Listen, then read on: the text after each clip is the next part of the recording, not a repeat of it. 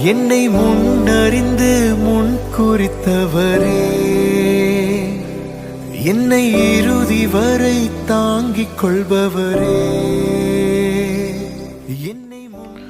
ஆண்டவரும் இரட்சகருமாகிய இயேசு கிறிஸ்துவின் வெளியேறப்பட்ட நாமத்தினாலே உங்கள் யாவருக்கும் என்னுடைய அன்பின் ஸ்தோத்திரத்தை இந்த காலை நேரத்தில் உங்களுக்கு தெரியப்படுத்துகிறேன். எரேமியா தீர்க்கதரிசன புஸ்தகம் 40ஆம் அதிகாரம் 4வது வசனத்திலே இவ்வாறாக வாசிக்கிறோம். இப்போதும் இதோ உன் கைகளில் இடப்பட்ட விலங்குகளை இன்று நீக்கி போட்டேன். என்னோட கூட பாபிலோனுக்கு வர உனக்கு நன்மையாய் தோன்றினால் வா, நான் உன்னை பத்திரமாய் பார்த்து கொள்வேன். என்னோட கூட பாபிலோனுக்கு வர உனக்கு நன்றாய் தோண்டாவிட்டால் இருக்கட்டும். இதோ தேசமெல்லாம் உனக்கு முன்பாக இருக்கிறது. எவ்விடத்துக்கு போக உனக்கு நன்மையும் செவ்வையுமாய் காண்கிறதோ அவ்விடத்துக்கு போ என்றான் என்று சொல்லி நாம் பார்க்கிறோம். கிறிஸ்துவுக்குள் அன்பான தேவனுடைய பிள்ளைகளே, பாபிலோனிய ராஜாவாகிய நேபுகாத்நேச்சாரின் காவல் சேனாதிபதியாகிய நேபுசரதான் என்பவர் எரேமியா தீர்க்கதரிசியை பார்த்து சொன்ன வார்த்தையை தான் நாம் இங்கே வாசித்து கேட்கப்பட்டதான வார்த்தை. நம்முடைய தேவன் பட்சிக்கிறவனிடத்திலிருந்து பட்சணத்தையும் பலவானிடத்திலிருந்து மதுரத்தையும் தருகிறவர். யூதாவின் குடிகள் நேபுகாத்நேச்சாரால் சிறைப்பிடிக்கப்பட்டவர்கள் என்றும் எருசலேம் தேவாலயம் இடிக்கப்படும் என்றும் கர்த்தருடைய வார்த்தையை சொன்ன எரேமியா தீர்க்கதரிசியை அவர்கள் தூக்கி துறவில் போட்டார்கள். அதற்கு பிற்பாடு விலங்கிடப்பட்டவராக காணப்பட்ட எரேமியாவை நேபுசரதான் கைகளில் இடப்பட்ட விலங்குகளை நீக்கி விடுதலையாக்கினான் என்று எரேமியா 40ஆம் அதிகாரம் 1வது வசனத்திலே நாம் வாசிக்கிறோம். தன்னுடைய சொந்த ஜனங்களுக்கு கர்த்தருடைய வார்த்தையை சொன்னது நிமித்தமாக உபத்திரவப்படுத்தினார்கள். ஆனால் பாபிலோனியனாகிய நேபுசரதான் தயவு பாராட்டினான். அதோடு அவன் கர்த்தருடைய வார்த்தையை விசுவாசிக்கிறவனாகவும் காணப்பட்டான் என்று சொல்லி நாம் பார்க்கிறோம். உன் தேவனாகிய கர்த்தர் இந்த ஸ்தலத்துக்கு இந்த தீங்கை வரும் என்று சொல்லியிருந்தார். தான் சொன்னபடியே கர்த்தர் வரப்பண்ணியும் இருக்கிறார். நீங்கள் கர்த்தருக்கு விரோதமாய் பாவம் செய்து அவருடைய சத்தத்திற்கு செவி கொடுக்காமல் போனீர்கள். ஆகையால் உங்களுக்கு இந்த காரியம் வந்தது என்று நேபுசரதான் தன் வாயினால் சாட்சி பகர்ந்தான் என்று சொல்லி நாம் பார்க்கிறோம். எனக்கு அன்பான தேவனுடைய பிள்ளைகளே, இந்நாட்களும் கூட கிறிஸ்தவர்கள் அல்லாதவர்கள் கூட கர்த்தருடைய வார்த்தையை நம்பி மற்றவர்களுக்கு இரக்கம் பாராட்டுகிறவர்களாக காணப்படுகிறார்கள்.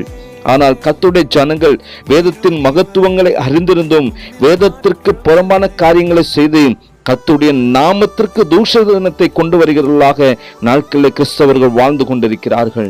இந்த நேபுசரதான் எரேமியா தீர்க்கதரிசியுடைய விலங்குகளை நீக்கி போட்டது மாத்திரமல்ல, நீ என்னோடு பாபிலோனுக்கு கூட வா, உன்னை பத்திரமாய் பார்த்து கொள்வேன் என்று அன்போடு கூறுகிறதை நாம் இங்கே பார்க்கிறோம்.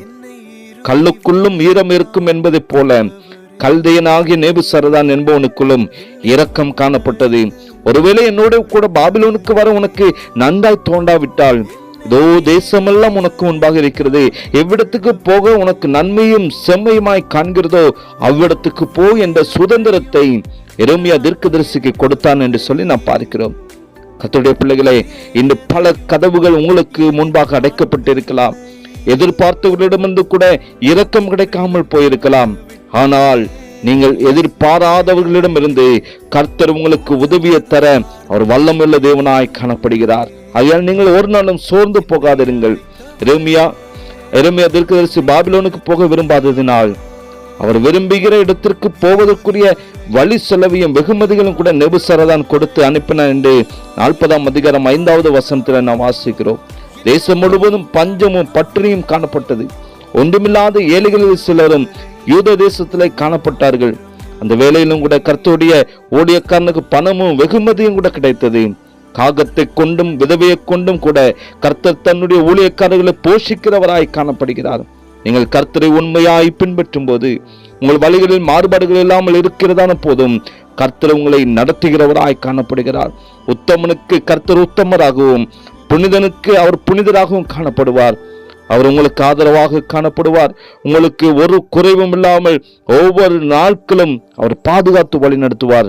உங்களுடைய பாடுகளையும் துக்கங்களையும் நீக்கி உங்கள் வாழ்க்கையில மகிழ பண்ணுகிற தேவனாய் காணப்படுகிறார். நாம் செய்ய வேண்டிய காரியம் என்ன? நம்மை தேவனுடைய திருப்பாதத்தில் அர்ப்பணிக்க வேண்டும்.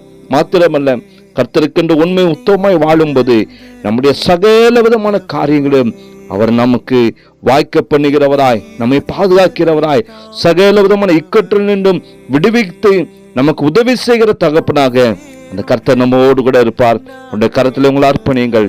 கர்த்தர் உங்களை ஒவ்வொரு நாளும் பாதுகாத்து வழி நடத்துவார். ஜெபிக்கலாமா? எங்களை நேசிக்கத அன்பின் நல்ல தகப்பனே, இந்த கால வேலைக்காக நாங்கள் உமக்கு நன்றி செலுத்துகிறோம்ப்பா. உமக்கு நன்றி செலுத்துகிறான். ஒரு எளிமைய தீர்க்கதரிசி தன்னுடைய வாழ்க்கையில பல விதமான பாடுகளையும் பிரயாசங்களையும் விலங்கிடப்பட்டவராக இருந்த பொழுது உண்மை அறியாத ஒரு மனுஷன் உதவி செய்ததை நாங்கள் பார்க்கிறோம். அவருக்கு இரக்கம் காண்பித்ததை நாங்கள் பார்க்கிறோம். ஆண்டவரே, நாட்களும் அப்படிப்பட்ட இரக்கத்தை காண்பிக்கிறவர்களாக கர்த்தாவே நீர் எங்களையும் மாற்றுவீராக. அவன் உண்மை முத்தமத்தோடு கூட காணப்பட்டான் என்று சொல்லி நாம் பார்க்கிறோம்.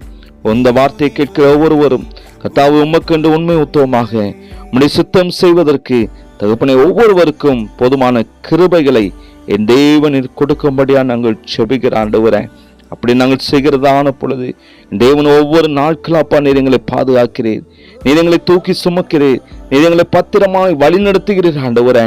அதற்காக நாங்கள் உமக்கு நன்றி செலுத்துகிறோம்.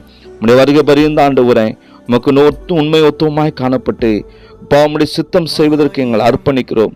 எங்கள் வாழ்க்கையில் அப்படிப்பட்ட மகிழ்ச்சியும் சந்தோஷத்தையும் தந்து தேவன் ஒவ்வொரு நாட்களும் நீர் பாதுகாத்து வழி நடத்துவீராக. இரட்சகர் இயேசுவின் நாமத்தில் ஜெபிக்கிறோம் நல்ல பிதாவே, ஆமேன் ஆமேன். ஆயிரம் ஜனங்கள் வாழும் பூமியில் அதிசயமே என்னை நீரழைத்தது. தகுதியில்லை என்று ஒதுங்கி நின்ற என்னை தகுதிப்படுத்த உம்மிடமாய் இழுத்து கொண்டீரே.